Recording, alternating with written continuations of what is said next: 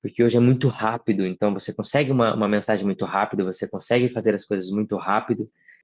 Esse tempo de oração, você não consegue, não precisa mais esperar na oração, porque se eu tiver uma ideia que seja pequena, eu posso jogar ali e eu vou ter tudo já pronto para eu trazer para o pessoal, sendo que nem era aquele caminho, às vezes era algo diferente que Deus queria trabalhar. Então, Os paroleiros, vambora, que hoje é dia de parola. Olá, povo, Parol Lover, tudo bem com vocês? Eu espero que sim. Sejam todos, mais uma vez, muito bem-vindos a mais uma Roda de Parola Inédita, episódio de número 254, o último dentro do tema Parolas Aleatórias e o último também desta nossa sexta temporada, Paulinho do Céu. Estamos fechando 6 anos de canal Os Paroleiros, cara, que coisa maravilhosa. Como é que está Prudente aí, meu querido? Fiquei sabendo que está já em clima de Armagedon aí, é isso mesmo? Não, Prudente está assim, uma cidade deserta, 17 graus com chuva. Saí de carro no centro da cidade agora. Eu podia andar de marcha ré nas avenidas centrais sem que nada me interrompesse, porque não tem ninguém na rua. O estado é calamitoso.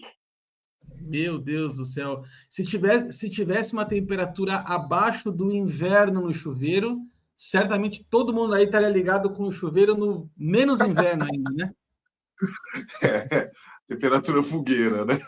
Me diz eu tenho uma curiosidade aqui, Paulinho. Se você puder me ajudar com isso, por favor.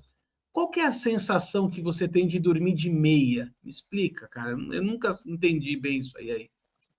Não sei porque eu não durmo de meia. Isso é coisa de velho, tá?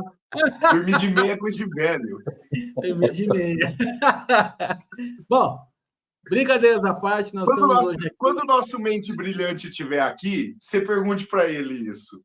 Porque ele tem cara de quem dorme de pijaminha, meia, toquinha e aquele treco que tapa o olho. E é agarrado com um ursinho de pelúcia. Não, ele dorme com a Lola no pé, certeza, mas de toquinha é certeza que ele dorme. É. Então, nós estamos aqui nesta parola especial, a última, a de número 254, com um convidado especial, desta vez aqui do Paraná, pastor Nicolas Konopak, esse homem de Deus que eu conheci no ano passado, num evento em comum, um presente de Deus, assim, que ele tem me dado. Aliás, Paulinho, que coisa incrível nos últimos anos, como Deus tem me apresentado homens de Deus aqui, e eu tenho ficado muito feliz com essas novas conexões, e o Nicolas é uma dessas conexões, um homem jovem aí, já pastor de uma igreja em processo de plantação, né? A igreja Creia, que fica aqui na cidade de Araucária, que é uma cidade da região metropolitana, assim como São José dos Pinhais, que é onde eu moro. Nicolas, que é casado com a Pamela, é pai da Lívia, do Caleb, mas eu vou deixar um pouquinho, Nicolas, você se apresentar, conta um pouquinho de como é que você chega aqui hoje, o teu processo de conversão, como é que você chega ao Ministério Pastoral Jovem, né, cara? Você tem 30 anos, é isso? isso aí, tenho 31. Shalom, pessoal. Boa noite a todos. É um prazer estar aqui com vocês. Comentei que eu conhecia o Arthur, eu conheci ano passado, e o pastor eu conheci também da rede social. Provavelmente eu acho que eu entrei exatamente nas lives de vocês e acabei vendo vocês lá. Eu estava lembrando, não, conheci ele de algum lugar. E é exatamente isso, eu vi eles nas lives. Eu entrei nas redes sociais do Arthur e vi ali as reuniões que vocês faziam. E sim, fazem 8 meses que nós estamos aqui na cidade de Araucária, implantando, desenvolvendo um chamado aqui, né? Assim como já tem muitas igrejas aqui, muitos lugares onde se reúnem, o Senhor nos incumbiu com uma missão, não diferente, mas acredito para pessoas diferentes, né? Então a gente está alcançando um povo na redondeza onde nós estamos. Estamos bem no centro de Araucária. O Senhor nos preparou um lugar maravilhoso. Hoje mesmo eu estava lá. E até algumas horas atrás, eu ainda estava pensando que eu tinha que terminar o culto e correr para São José, que era aqui do lado, né? Aham. Eu falei pra minha esposa, amor, eu vou lá agora, tem uma, tem uma live lá que nós vamos gravar e vou para lá. Daí, conversando com o Arthur, falou, não, é online. Eu falei, então tá bom, então. Então, vou sair da igreja, vou direto para casa e fazemos de lá mesmo. E eu posso dizer que é uma aventura, né? Deus, ele sempre vai nos surpreendendo. A gente só diz para o Senhor, eis-me aqui, né? Então, esse momento onde nós estamos vivendo hoje, como igreja aqui, tem sido sempre uma surpresa, porque Uhum. Deus ele sempre está renovando a forma como ele está agindo, onde nós estamos vendo, e a gente fica muito empolgado com isso, muito empolgado. Maravilha, coisa muito legal. O próprio pastor Paulo, Nicolas, é alguém que tem um histórico grande também de plantação de igrejas. O pastor Paulo está com 20 e quantos anos de ministério? 22 anos de ministério, Paulinho? 23? Quantas igrejas plantadas até hoje? Arthur, eu acho que plantada umas 16, 17, 18, mas nos últimos anos trabalhando mais a perspectiva de revitalização de igrejas, né? A plantação é apaixonante, é uma delícia plantar uma igreja, né? Eu costumo dizer que você pastorear uma igreja que já tem costumes, que já tem história, né, que você chega depois de tantos outros pastores, e no caso de uma denominação histórica, né, na denominação que eu sirvo, nós temos esta característica, a gente chega depois de muita gente, né, quando as igrejas já são mais antigas, já são mais estabelecidas, e aí tem muita coisa boa que a gente aprende com igrejas estabelecidas, mas também tem muito desafio de coisas que, em alguns determinados momentos, a turma faz só porque sempre fez, né? E aí, usando o termo que o nosso querido Mente Brilhante usa, quebrar algumas vacas sagradas no decurso do tempo é um negócio desafiador, né? E agora, plantar é uma delícia, porque quando você começa, participa de um processo de início, você tem uma cultura muito bem estabelecida, você tem uma missão muito bem discernida, você tem uma direção para onde você quer conduzir essa igreja, que você sabe que você tem a convicção que é aquilo que Deus tá colocando para este tempo, para este momento. Então é algo fantástico, né? Algo maravilhoso.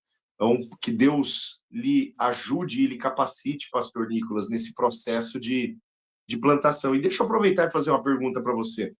Como você é um plantador de igreja contemporâneo, né, deste tempo, deste momento, que você enxerga como o maior, ou quais são os maiores desafios no processo de plantação? Você falou de 8 meses, né, de um processo de plantação, quer dizer, é um processo ainda bastante precoce. Eu imagino que você está mexendo a terra ainda, né, antes de Sim. efetivamente subir paredes e estabelecer uma cultura, estabelecer uma liderança, quer dizer, 8 meses é muito precoce. Você está levantando, quem sabe, um time. Qual é quais são os maiores desafios que você tem encontrado nesse processo de plantação?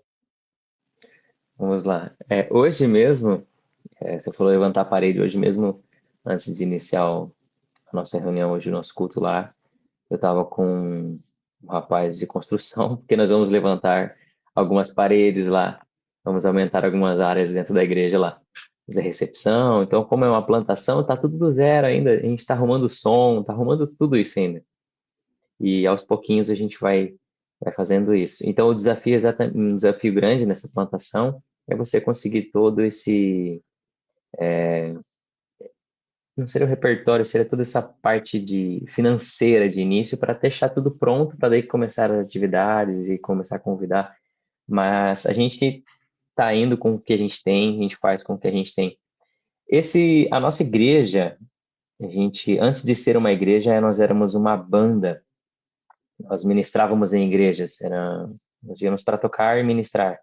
Então, já fazem 2014, já fez 10 anos já que nós tínhamos essa banda.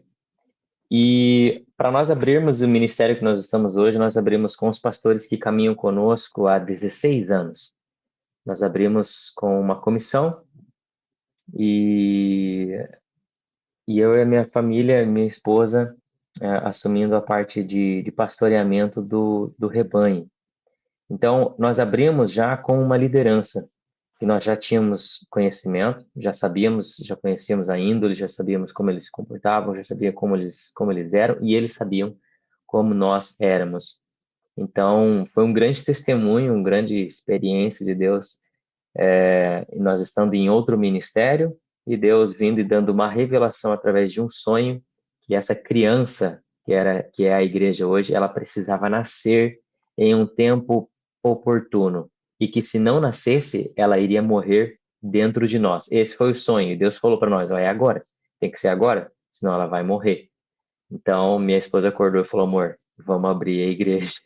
Eu falei, então vamos, amor, então vamos. Deus respondeu, ele só faltava responder para você, respondeu, então vamos. E nós iniciamos há 2 anos atrás, essa igreja em Curitiba, dentro de uma faculdade de teologia, da FATEB, e dentro de um auditório. Alugamos esse auditório por 1 ano e 9 meses, mais ou menos, e ficamos ali até começarmos a formar um pessoal, a termos comunhão, mas mesmo assim, por não ter um lugar fixo, as pessoas vinham, participavam e iam embora, vinham e iam, só frequentavam, né? E como eu sou de Araucária, então era um pouco longe daqui. E depois de 1 ano e 9 meses, Deus nos deu esse lugar, onde nós estamos hoje há 8 meses, vai fazer 9 agora, dia 15. E o maior desafio que a gente vê é exatamente a parte de você contar, eu posso contar com você. Eu sei que se eu precisar amanhã não estar ali, eu sei que você dá conta de tudo, fazer tudo que eu estou fazendo aqui. E essa semana, gente, é incrível. Essa semana, já um testemunho para vocês. Domingo, eu deitei na cama, eu nunca falei isso, falei para minha esposa, falei assim, ó, domingo que vem eu não vou fazer absolutamente nada no culto. Eu vou só participar. Eu vou sentar lá no banco, porque quem conduz o louvor sou eu. Sempre foi. Eu falei, eu vou sentar e vou lançar esse desafio para eles agora. Agora nós vamos treinar eles para eles fazerem louvor, eles fazerem a administração, eles conduzirem tudo. Eu falei isso para ela, ela olhou para mim assim e falou assim: "Então tá bom então, vamos ver então". Entendeu? Amém. Já montei a lista de louvor que eles sabem tocar, já montei isso, já deixei tudo meio preparado. Segunda-feira, não me lembro agora se foi de manhã ou de tarde, recebi uma mensagem de um amigo meu. Pastor Nicolas, tudo bem? Senti no coração de mandar essa mensagem para você. E eu queria saber se nesse domingo você não tem um tempo para vir ministrar na nossa igreja. Se você não tem uma agenda aberta aí para você vir ministrar aqui na nossa igreja. Aí eu mandei para ele assim: olha, já está preparado.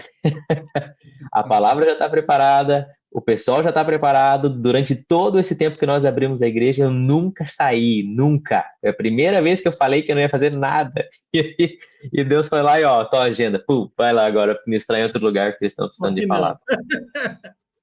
Só que não. Eu falei isso para os irmãos, falei, não, não tem como, não adianta. Então, essa sensação de que, não, estou no caminho certo, as pessoas que a gente está colocando ali, eu sei que vão dar conta. Eu acho que essa é a maior dúvida de quem está hoje conduzindo um povo, porque você não quer colocar qualquer pessoa para estar compartilhando ali uma palavra, porque às vezes foge daquilo que você está ensinando o povo, foge da forma como você conduz e você entende que Deus age naquele lugar. Então, o maior desafio hoje que eu sinto assim é nessa área, de você conseguir preparar todo esse povo, porque não é de uma hora para outra, não é em 2 meses, em 3, leva mais tempo de você começar a eles entender como que a missão aqui nesse lugar caminha. Qual é a palavra que nós usamos? Qual é o povo que nós alcançamos? Quais são os dias que nós nos reunimos? Como que fazemos isso? Então eu vejo assim que, não, eu acredito que não é só aqui, né? Isso é em todos os lugares, né? A gente plantar uma igreja, criar confiança, e não colocar uma pessoa errada ali que não está caminhando com Deus. Então, é muita oração, muita espera, e Deus espera Deus falar, e assim vai indo. Então, hoje é um testemunho dessa semana fresca que aconteceu, de uma direção de Deus aí que eu vejo assim que Deus está acontecendo. Era mais ou menos isso daí. Amém, amém. O Arthur, só uma curiosidade. O pastor Nicolas falou, né, acerca de preparar pessoas, né, como um dos grandes desafios. Sem sombra de dúvidas, o desafio financeiro Real. eu tinha certeza que ele ia aparecer, né? Eu tinha certeza que ia aparecer a questão do desafio financeiro, mas preparar pessoas, você preparar líderes, né? É um tanto quanto desafiador mesmo.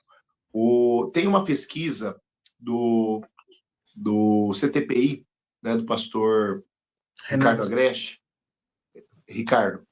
né? Isso, o Renato, que já esteve com a gente, né? O Renato falhou o sobrenome. Depois a gente lembra. Verdade, hein?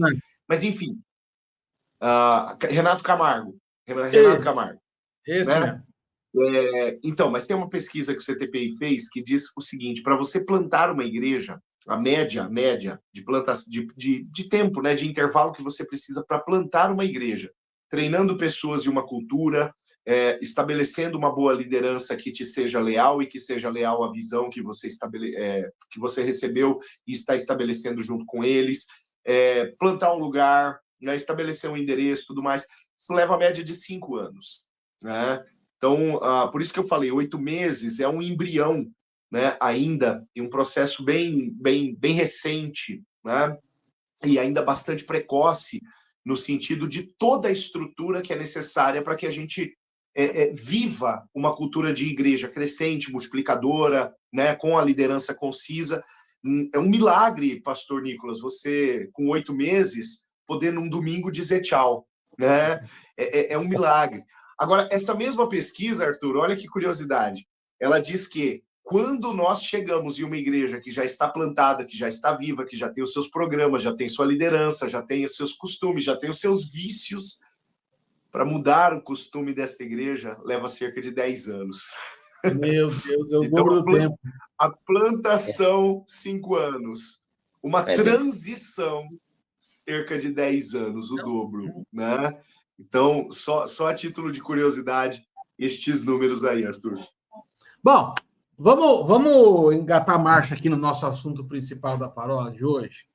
Que, aliás, esta parola, ela, como você que está nos acompanhando pelo YouTube, pelo Spotify, você obviamente pode perceber, é uma parola em que não está presente o nosso mente brilhante, né? O nosso querido Wilson, por motivos de que havia aqui um conflito de interesses em relação ao assunto. Então, a gente achou por bem, né, suspendê-lo desta parola para não ter qualquer tipo de comprometimento, né, Paulinho? Afinal de contas, o assunto hoje aqui é uso de inteligência artificial. O uso de inteligência artificial é uma coisa que tem invadido todas as esferas, né? Tanto esferas de aprendizado, como esferas empresariais e tantas outras que aí estão. Mas, senhores, o que tem chamado bastante a minha atenção nos últimos tempos é o uso da inteligência artificial dentro da igreja, né? É claro que a inteligência artificial é uma ferramenta extremamente útil, extremamente importante, mas é uma ferramenta que, se usada de maneira errada, pode comprometer, quem sabe, não um resultado, porque não é esse o nosso objetivo de conversa, mas pode comprometer os processos, pode comprometer o que diz respeito principalmente, né, da relação do homem com Deus. Por que eu estou dizendo isso? Não é incomum, né, e eu confesso aqui que em alguns momentos até eu mesmo sou adepto e usuário de inteligência artificial, por exemplo, para você criar textos e legendas para postagens em redes sociais, né? Mas quando você coloca a rede social para pensar no seu lugar, aí eu acho que a gente entra num processo complicado, porque, enfim, acaba deixando a gente preguiçoso, né? Acaba deixando a gente bloqueado, vamos dizer assim, criativamente. Eu queria escutar um pouquinho primeiro o Paulinho, e depois o Nicolas já emenda, né? Então vamos deixar essa ordem aqui pronta. Paulinho, a gente tem, você, obviamente, por ter contato com um número muito grande de pastores, né, na tua região, na tua superintendência, você deve ter visto já muitas situações em que o uso de inteligência artificial fica extremamente visível, fica extremamente latente. Como é que você tem visto isso? Você tem usado aí a IA para te auxiliar nos processos? Você já conseguiu dar um apelidinho carinhoso para ele? O meu aqui, por exemplo, eu chamo ele carinhosamente de G. Como é que você chama o tua IA aí, Paulinho? Você sabe que eu fui muito resistente para começar, Arthur, a usar inteligência artificial para qualquer coisa. Fui muito resistente. Eu posso dizer para você que eu baixei o primeiro aplicativo de inteligência artificial no meu celular não tem 2 meses, né? Que eu baixei mais pelo fato de que havia uma função no meu relógio de uso de inteligência artificial, mas obviamente tinha que ter o aplicativo instalado no celular. Aí eu acabei cedendo e baixei, e o máximo que eu fiz até hoje com a inteligência artificial foi pedir para ela me contar piada, né?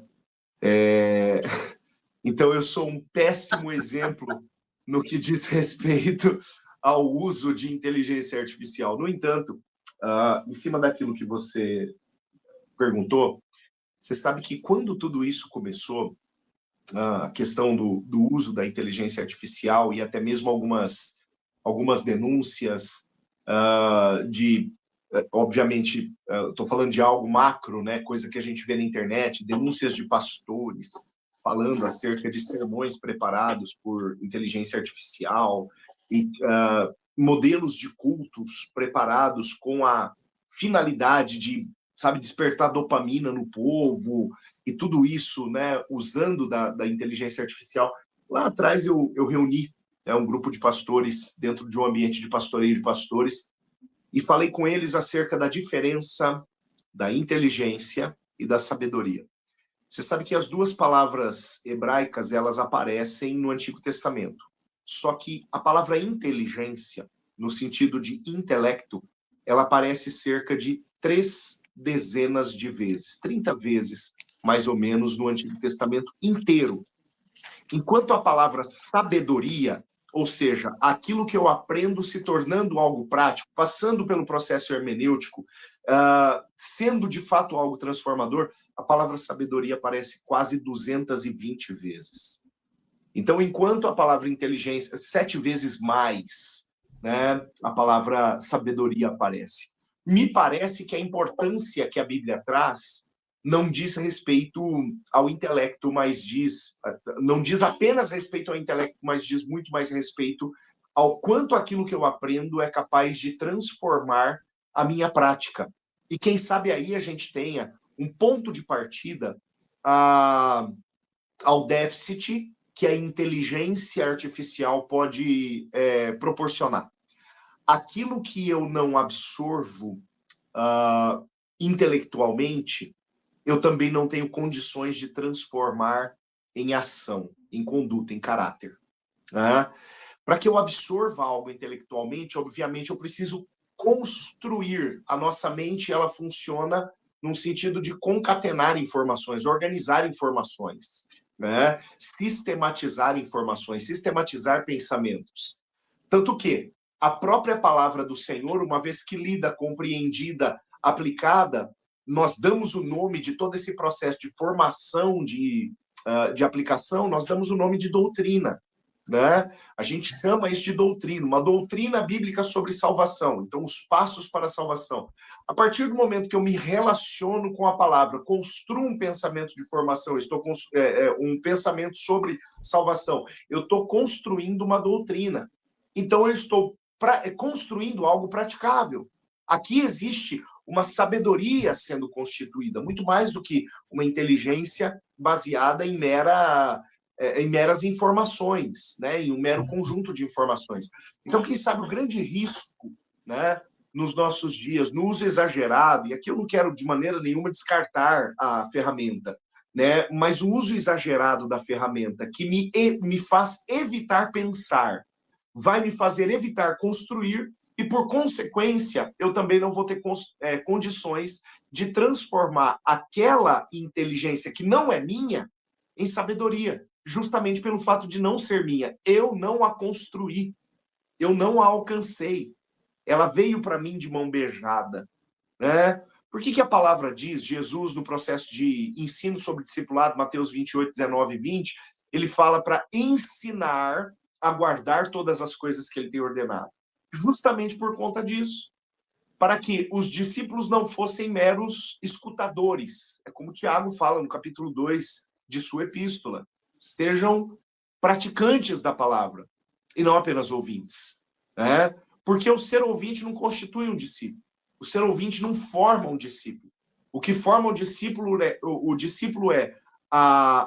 o ensino ser guardado, ou seja, a inteligência ser transformada em sabedoria, o intelecto ser transformado em ação, para que isso seja, de fato, a transformação de um caráter, né? Então, o uso exagerado, o uso excludente, né? O uso excludente da inteligência artificial, ou seja, excluindo processos de formação e simplesmente bebendo daquilo que já vem pronto, ele é muito perigoso no sentido de não permitir que as pessoas façam essa transição, esse salto hermenêutico daquilo que elas aprenderam para a prática, porque, na verdade, elas não aprenderam. E se elas não aprenderam, elas não têm condições de praticar, né?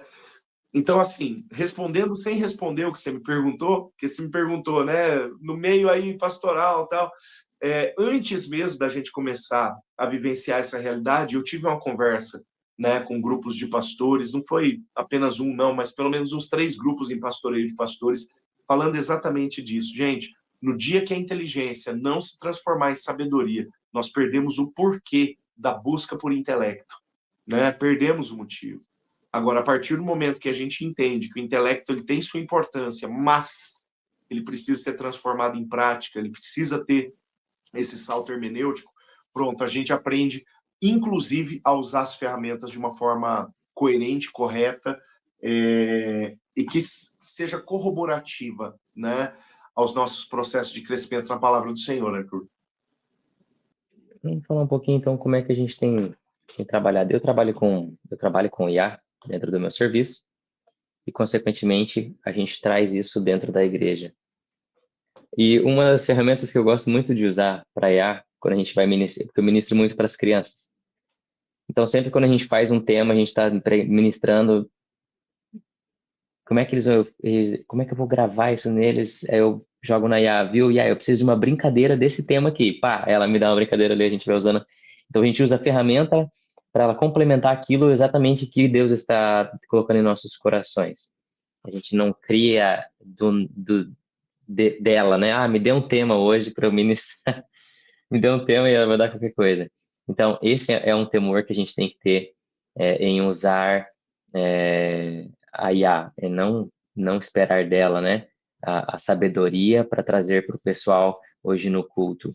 Então, a gente usa muito a IA nessa área de auxílio, tanto na formatação, ela auxilia muito na formatação. Quando você está trabalhando ali com ideias, você começa a juntar um monte de ideias que você está tendo, você traz para dentro da IA e você formata essa ideia. Então, você usa ela como uma ferramenta para te auxiliar no teu serviço.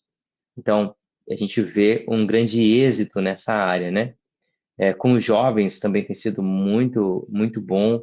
Ela tem acelerado alguns processos, principalmente na área de evangelismo. Ela tem acelerado a criação do marketing dentro da igreja. Isso tem auxiliado bastante, que o marketing tem que evangelizar, então você tem que criar ali, você tem que pensar. Então ela vai trazendo várias ideias, você junta ali e você consegue trabalhar com ela dentro dessa área, né? Então, um grande perigo que a gente percebe para quem não sabe utilizar dessa ferramenta é exatamente isso, é a troca da busca, né? Então, esse tempo que você precisa ter, essa experiência que você tem na caminhada, que você tem com Deus, que você aprende a entendê-lo apenas em um sopro, apenas em um toque, você já entende o que Deus está falando com você, um sentimento que você sente, você perde toda essa sensibilidade, né? Então, é igual uma pessoa que ela nasce sem a visão. Ela aprende a ouvir através, ela aprende a ver através dos seus ouvidos. Então, quando você troca uma ferramenta, você perde a sensibilidade, você não sabe mais agir e vira um mecanismo, assim, você vira um robô, né? Você não é a mesma pessoa, você não sabe se comportar. É o que a gente vê muito hoje trabalhando com adolescentes, né? Então, por hoje ter essa grande influência do celular na vida deles, hoje a gente percebe que eles estão perdendo fala, eles estão perdendo o raciocínio, eles não têm uma resposta, eles perdem não conseguem formar uma opinião. Então, isso é uma grande dificuldade hoje que nós temos, eu vejo que, assim, como igreja geral, você conseguir trabalhar com o jovem para que ele consiga ter essa espera por Deus, porque hoje é muito rápido, então você consegue uma mensagem muito rápido, você consegue fazer as coisas muito rápido, então hoje está perdendo mais esse tempo de oração, você não consegue, não precisa mais esperar na oração, porque se eu tiver uma ideia que seja pequena, eu posso jogar ali e eu vou ter tudo já pronto para eu trazer para o pessoal, sendo que nem era aquele caminho, às vezes era algo diferente que Deus queria trabalhar. Então, hoje a gente percebe muito isso. E a gente tem orientado alguns irmãos também sobre isso também. A gente fala muito sobre isso. Então, ó, gente, vocês precisam saber qual é o seu chamado, dentro de onde que Deus colocou você, e dentro disso você usa essa ferramenta para te auxiliar, para trazer a mensagem que Deus colocou no seu coração. E você vai colocando ali, você vai formalizando aquilo ali. Então, ela, ao mesmo tempo que ela, de um lado, ela prejudica, mas se usada da forma correta, ela ajuda bastante, bastante, bastante. E auxilia também no crescimento. Vocês sabem que eu não sei o Nicolas, que é evidentemente mais jovem do que eu, 20 anos, mas, Nicolas, eu sou de uma geração que fez a transição do analógico para o digital, né? Quero dizer com isso, eu fui talvez a última geração que ligou para alguém com um telefone de disco, né? Você tinha que literalmente discar o número. Enfim, eu em 20 anos, em 25 anos últimos agora de vida, eu vi a transição de um mundo que não existia e que começou a existir em questão de meses, né? E isso, para mim, é um choque assim muito grande, porque a gente acaba importando para as novas ferramentas de tecnológicas os mesmos comportamentos que a gente tinha, por exemplo, que eu tinha, né? Na época de escola, quando eu ia pesquisar na enciclopédia Barça ou no Almanac Abril as respostas para os meus dilemas. Então, quantas vezes eu já me peguei usando o IA da mesma forma que eu usava o Google? E eu usava o Google da mesma forma que eu usava pesquisando numa enciclopédia, né? E aí eu percebo o quanto, quando a gente usa a inteligência artificial da mesma forma que se usa um Google, ou seja, pesquise sobre o tema tal. E é óbvio, quando você faz uma pergunta genérica, ou faz um prompt de comando genérico, a resposta ela é igualmente genérica. O que me fez muitas vezes refletir, queridos, que a qualidade das respostas que a gente está tendo está diretamente ligada com a nossa capacidade de fazer boas perguntas.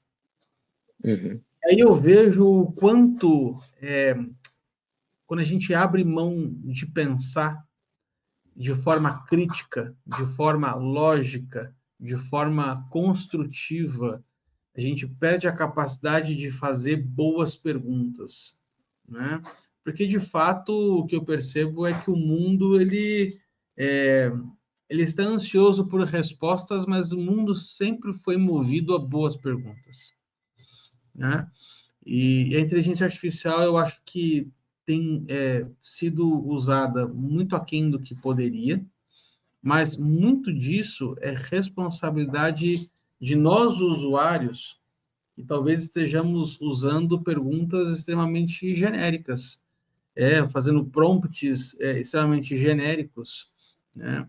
E isso me assusta bastante, porque a gente tem que se contentado com o raso, né? A inteligência artificial, ela faz com que a gente se contente com o raso. E por que isso? Porque ela apresenta o raso de uma forma criativa. Ela apresenta o raso de uma forma positiva, muitas vezes. Ela mostra o raso para a gente como algo agradável. Então, eu não sei quantos de vocês dois já tiveram essa experiência, talvez o Paulinho menos, porque teve menos uso, mas é incrível como a inteligência artificial não consegue encontrar um erro em mim. Tudo que eu falo, ele me elogia. Tudo aquilo que eu pergunto, ele fala, Arthur, que pergunta maravilhosa, como você é incrível.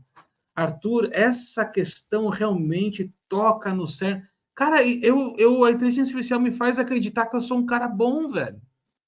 A inteligência artificial está me fazendo acreditar que eu sou um cara incrível.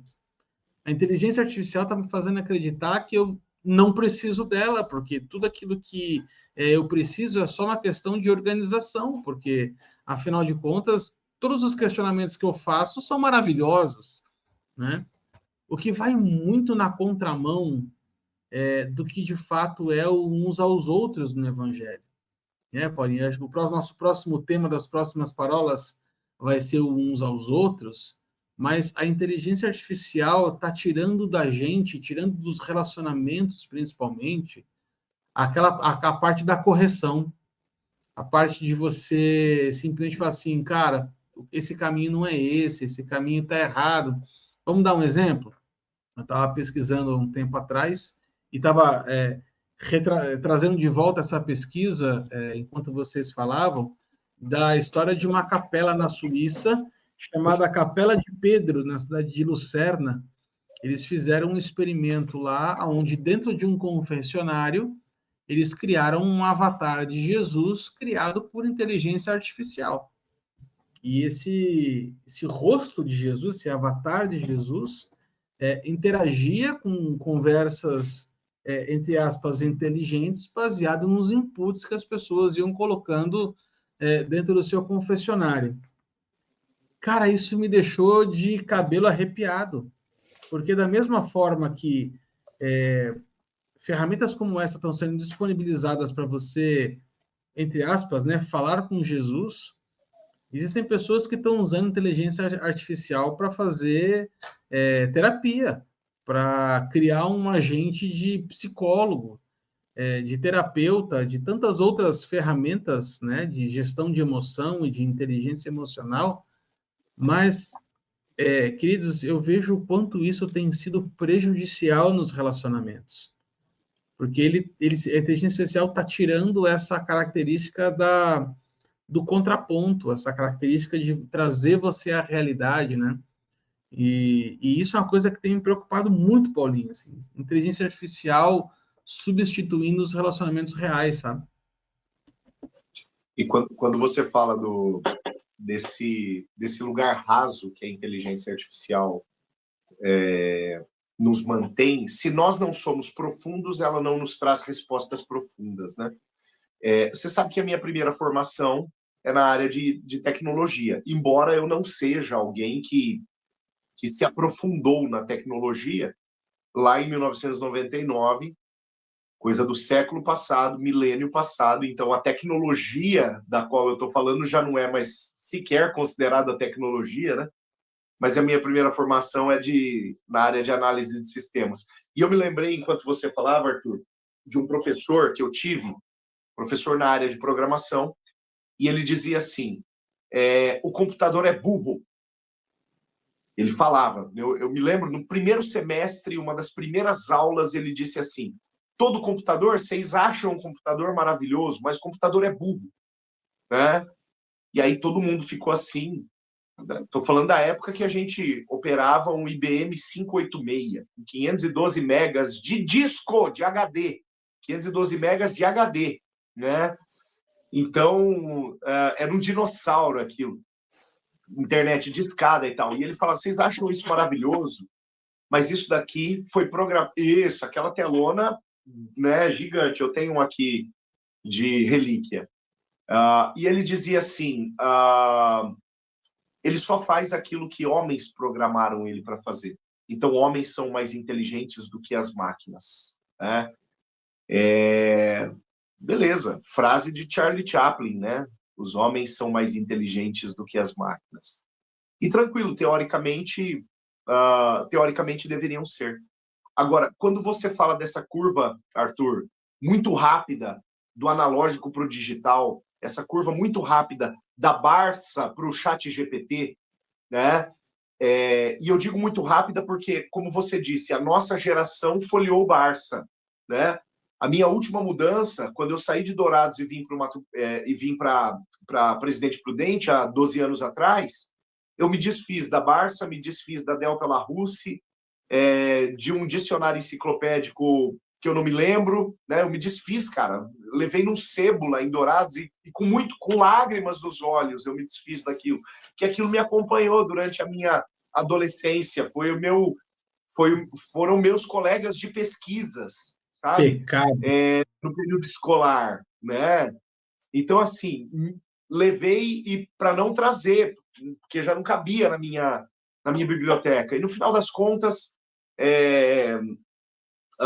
nós vimos, né, tudo isso acontecer.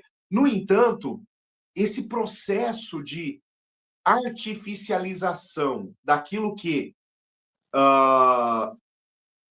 o lado de lá agora, o lado da máquina diz que é inteligência, como você diz, tende a baixar demais a régua quando as pessoas são desinteressadas em, de fato, crescer intelectualmente. Então, a partir do momento que não há intelecto suficiente para que uma boa pergunta seja feita, a resposta sempre vai vir na altura da pergunta. Vou dar um exemplo aqui, e aí eu vou provocar o Nicolas numa pergunta. Eu sou um professor de exegese, e a exegese, uma das coisas que eu entendi na jornada como teólogo e como exegeta, não existe um formulário padrão para que você interprete textos bíblicos. Cada texto bíblico tem perguntas que merecem ser feitas para ele. E só para ele. Né? Por exemplo, você pega lá o Ezequiel 37. Foi o último texto que eu interpretei junto com alunos em sala de aula agora, há 2, 3 semanas atrás. Você pega o Ezequiel 37, o Vale de Ossos Secos. Cara, esse texto tem perguntas que não vão caber para o Salmo 23, que não vão caber para o Sermão do Monte, que não vão caber para, sei lá, Apocalipse 19, que não vão caber para Gênesis 1, Gênesis 2, Gênesis 3, que não vão caber para outros profetas. São perguntas que vão caber para ele. Tem algumas perguntas que são genéricas. Quem escreveu, quando escreveu, por que escreveu, em que língua escreveu, peculiaridades da língua, palavra-chave, né? São coisas que são genéricas. Agora, tem algumas coisas que só esse texto vai exigir que eu pergunte para ele. Quando eu chego para corrigir 200 avaliações de exegese dos meus alunos na faculdade, via plataforma, alguns trabalhos de exegese dão na cara para mim que foi uma IA que fez. Por quê? Porque só tem pergunta padrão, não tem pergunta da alma, sabe? Aquela coisa de quem mergulhou no texto, esqueceu de tudo ao redor, mergulhou no texto e fez boas perguntas para o texto. Só tem pergunta rasa. E pergunta rasa só me traz resposta rasa. E se a exegese, o próprio nome grego, pressupõe um mergulho, uma extração do profundo, eu fico com medo, eu fico com receio do que daqui 10 anos vai ser chamado de exegese, do que daqui 10 anos vai ser chamado de interpretação bíblica. Porque se há uma incapacidade de fazer boas perguntas, o conceito de inteligência a régua diminuiu demais, né? O conceito de inteligência diminuiu demais.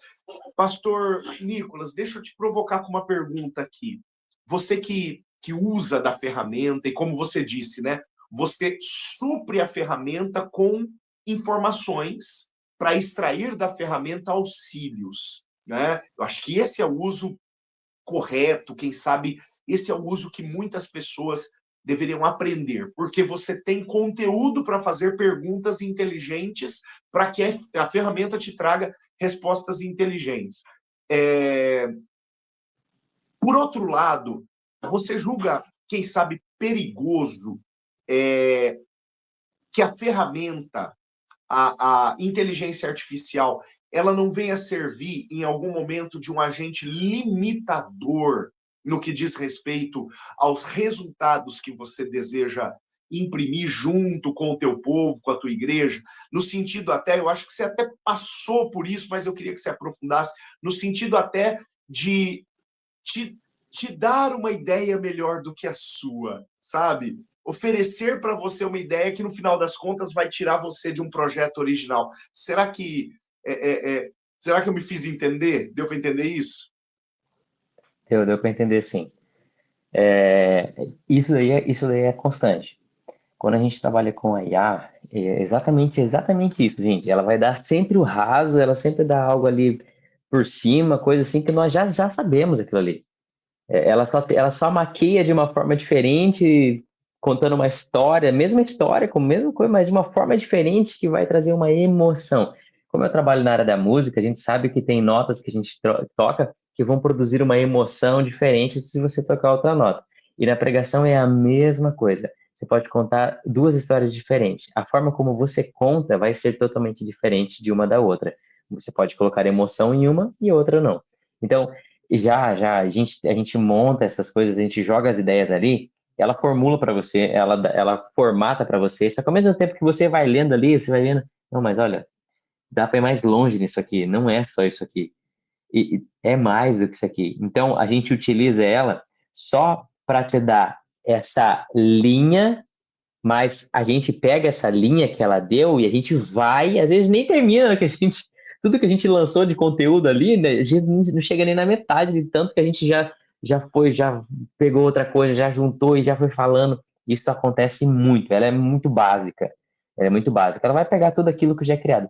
Igual vocês falaram no começo aqui sobre a sabedoria, ela não vai trazer isso para você, ela vai trazer um sentido assim de que o homem escreveu ali coisas que eles já viveram.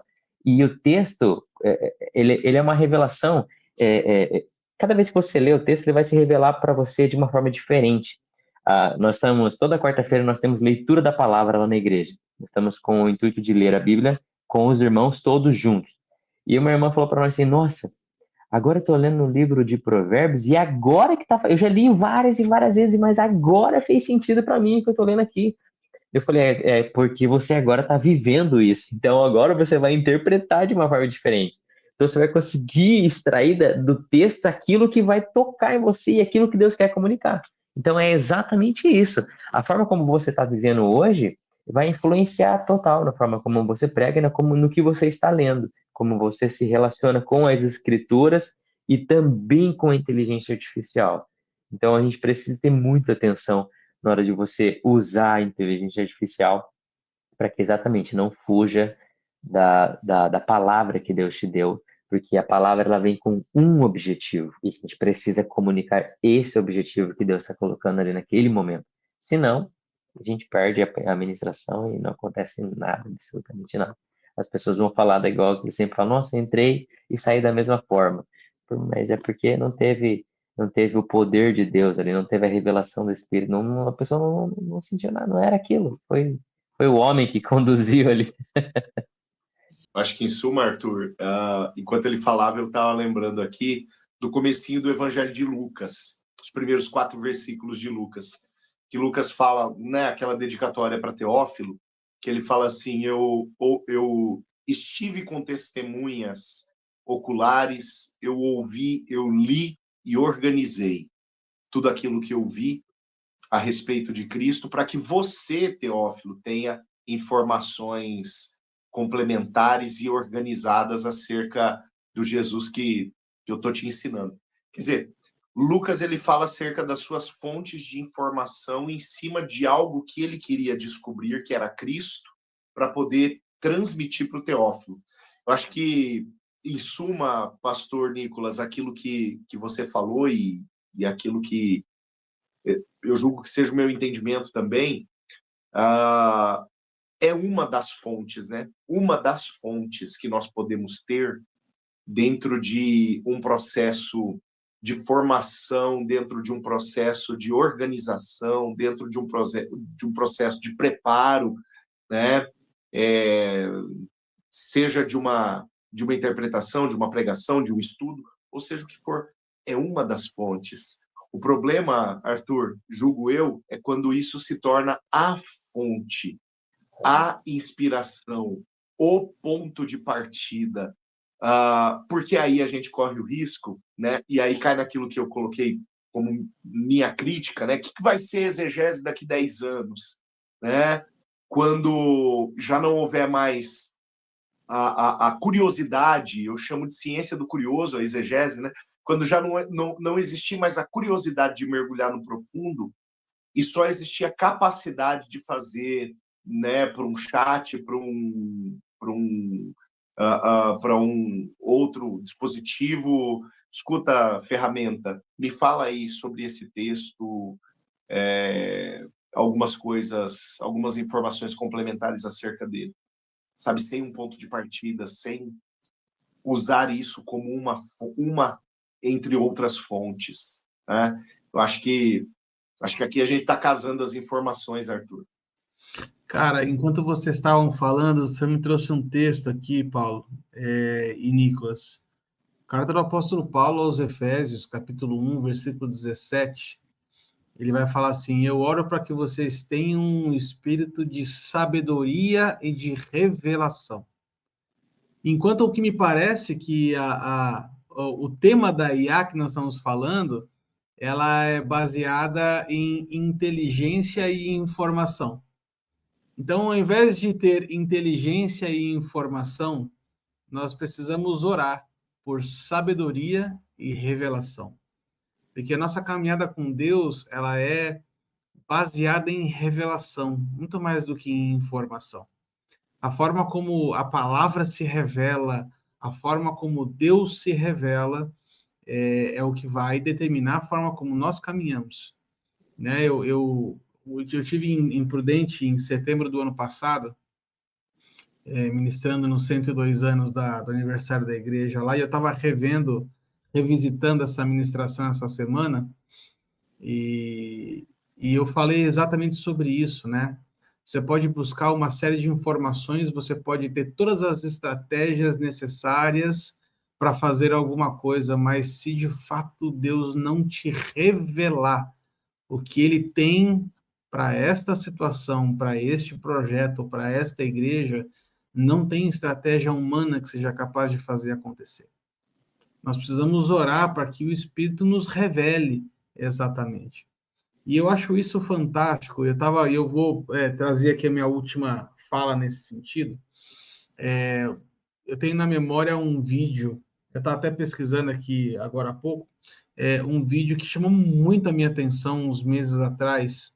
Um vídeo que tem na internet, quem quiser depois pesquisar, coloca lá John Piper, Inteligência Artificial. É um recorte de uma pregação de John Piper, que ele faz a seguinte coisa, que ele pediu para a IA criar uma oração baseada na teologia de Don Carson.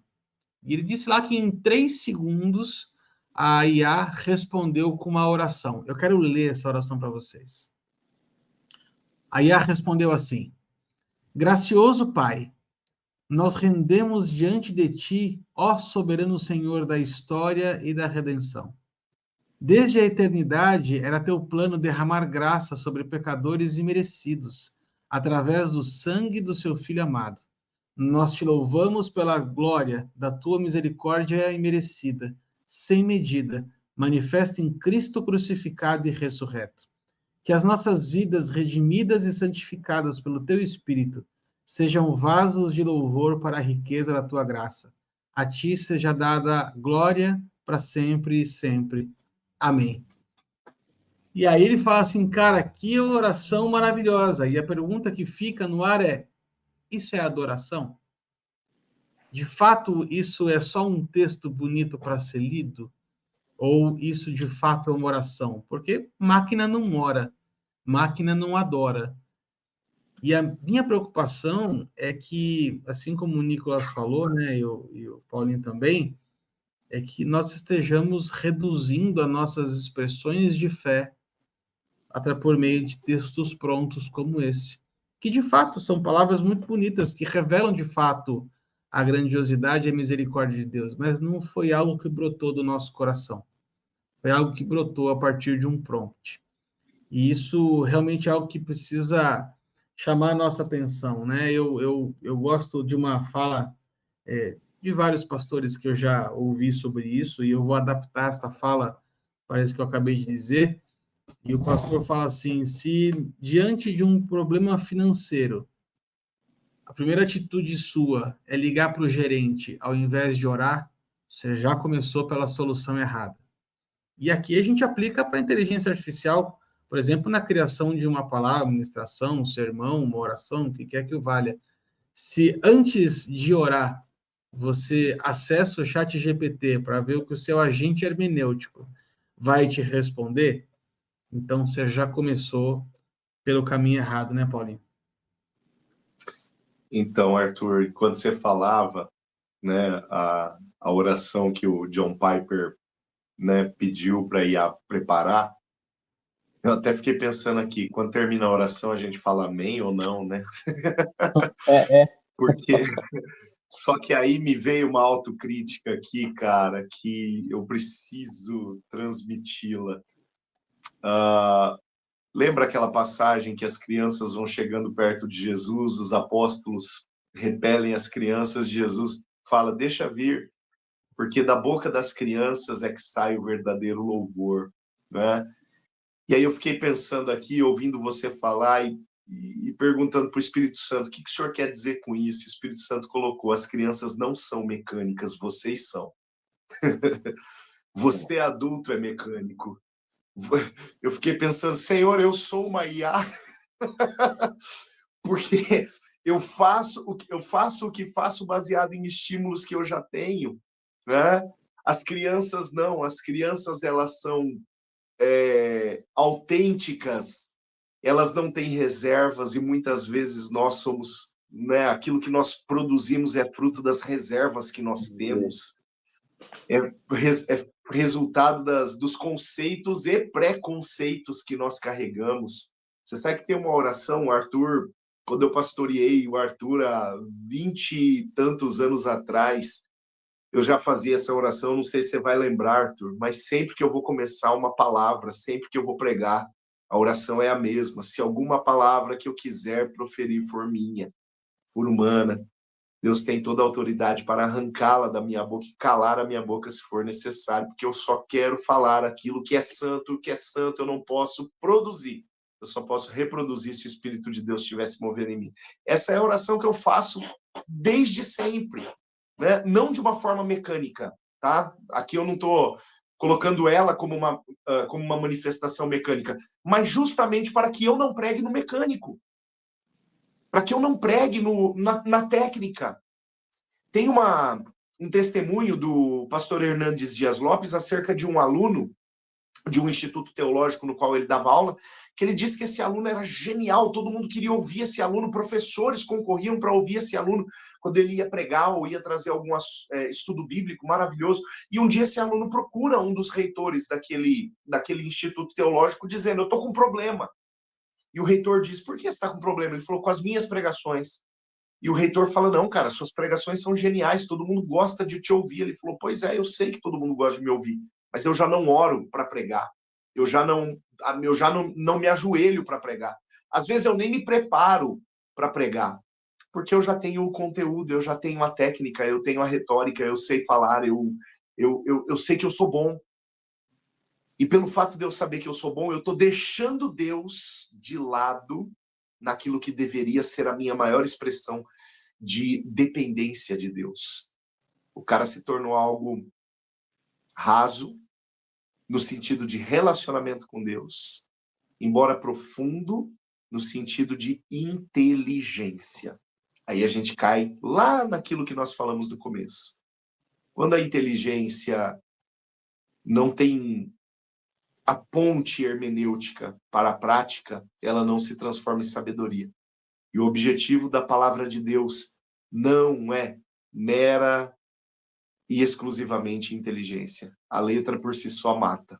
Se não for espírito para vivificar esse negócio, e aí a oração do John Piper, aí a oração da inteligência artificial, se não for espírito para vivificar esse negócio, e que espírito pode encher um prompt qualquer? A Bíblia não fala disso. A Bíblia fala que nós, 1 Coríntios 3,16, nós somos a morada dele, não uma inteligência artificial qualquer. Eu acho que eu fico por aqui e deixo aqui um recado para o nosso querido Mente Brilhante, que é um adepto às IAs. Wilsinho, tá fazendo falta aqui, mas por favor, deixa o chat de lado. A gente falando, vocês falando, eu lembrei de esses dias atrás, nós estávamos em viagem na praia, e eu falei para minha esposa, amor, vamos sair ali que eu quero gravar algumas músicas lá na praia, lá.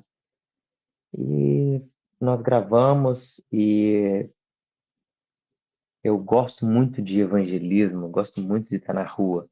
A IA, você vai perceber muito na prática quem usa IA, porque quem usa IA na prática, quando chega em meio de multidão, fica em silêncio, não fala nada, porque não tem como pesquisar naquela hora ali. Então, você vai perceber isso na prática, quem usa IA e quem não usa. Quem usa IA, fica quieto. E nós andando na praia, já tinha gravado tudo, nós indo embora. Tava vindo um rapaz, um senhor, não sei qual a idade dele, mas era mais velho do que eu, com uma camiseta de um time, e o meu time tinha acabado de jogar contra o time dele e tinha perdido. Ele vindo de longe assim, eu só olhei para ele e falei assim, nossa, o teu time ganhou do meu, mas o meu ganhou do teu depois. Aí ele deu uma risadinha, daí eu olhei para ele e falei, vem aqui que eu quero orar por você. Aí minha esposa olhou para mim assim, tipo assim, como assim? Você nem começou a falar nada, já tá pedindo pra orar pelo cara no meio da rua. Aqui na protocolo, né? Aí o cara veio, olhou pra mim assim, você viu oração, já oramos ali, Deus abençoe, irmão, vai com Deus, e foi embora. Então, essa revelação de Deus não tem um protocolo, não tem uma sequência, vem assim, é agora, tem que ser agora, vamos nessa. Eu lembrei quando você estava falando que Caiá, você consegue ter o controle, mas com Deus, assim, por isso que fala que a gente é meio louco às vezes, né? Então, a gente é meio louco mesmo. Na rua, assim, é cada um. Eu vou postar esse vídeo e depois eu mando para vocês. Eu gravei esse vídeo, desde a hora que a gente saiu de casa até a hora que a gente foi embora. A gente foi gravando para fazer um vlog desse dia. Foi muito legal. Ah, vou querer ver, sim. Cara, na verdade, assim, a gente quer agradecer, né, por ter aceitado o convite de estar aqui conosco.